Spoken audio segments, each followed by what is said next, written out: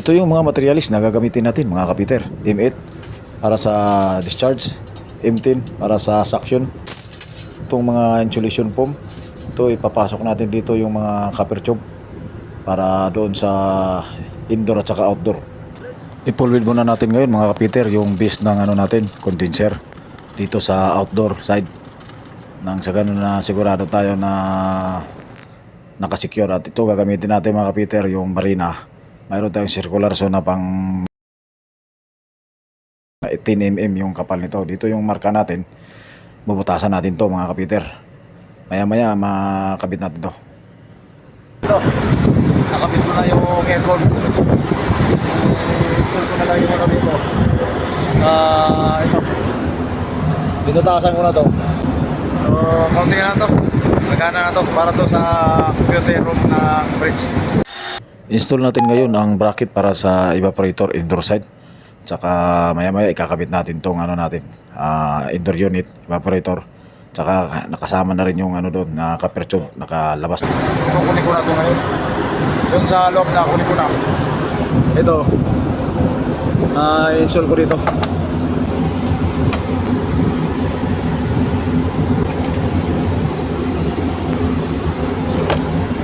Ito kukunin natin.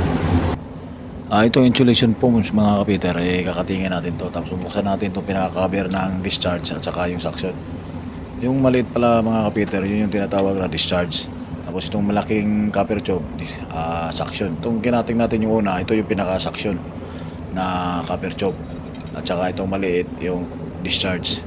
So napakasimple lang ito mga kapiter, yung gamit natin is flaring tools. Marami yan mabibili sa Lazada, kahit saan yan mabibili. Okay, tapos ngayon, ilalagay natin yung fittings, yung onion fittings sa M8 tsaka dito sa M10. Tapos ano natin yan, gagamitin natin ang flaring tools para magpipit doon sa pinaka onion fittings na yung bubukayan. Ipapasok natin yung pinaka conical dito sa ano, para compress ng conical sa flaring tools para magkakaroon ng conical form opposite, para magkaroon ng fittings doon sa loob ng onion fittings. Okay, tapos na yung ano natin, yung sa suction na fittings.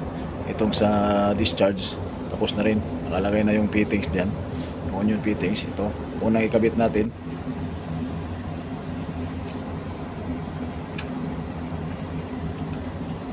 Nakakunik na yung suction. Ngayon dito naman tayo sa discharge.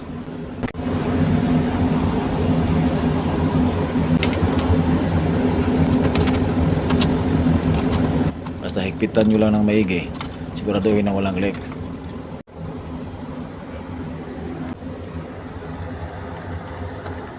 Sa nakikita ninyo, ito yung tinatawag ng wiring. Ang pag-wiring nito mga kapiter, napakasimple lang po. Color coding to, blue, brown, blue. Kung anong kulay sa taas, ganun din yung kulay sa baba. Yan yung color coding. Pag walang vacuum pump, ganito ang gagawin natin mga kapiter. Ngayon, ano natin to, bubuksan natin to dyan. Bubuksan natin yung pinaka-discharge. Tapos, bubuksan natin yung suction. Ito yung suction. Ito yung old na style na ano. Bubuksan natin yung discharge. Tapos, pagbukas ng discharge, dito tayo sa fittings.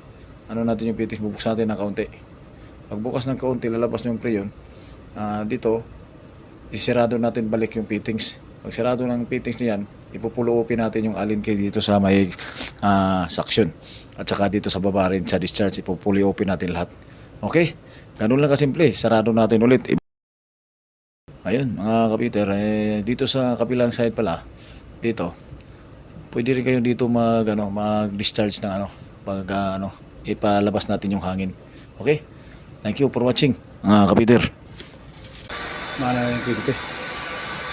Okay na. Tapos na yung gawa natin na aircon. Thank you for watching mga kapiter.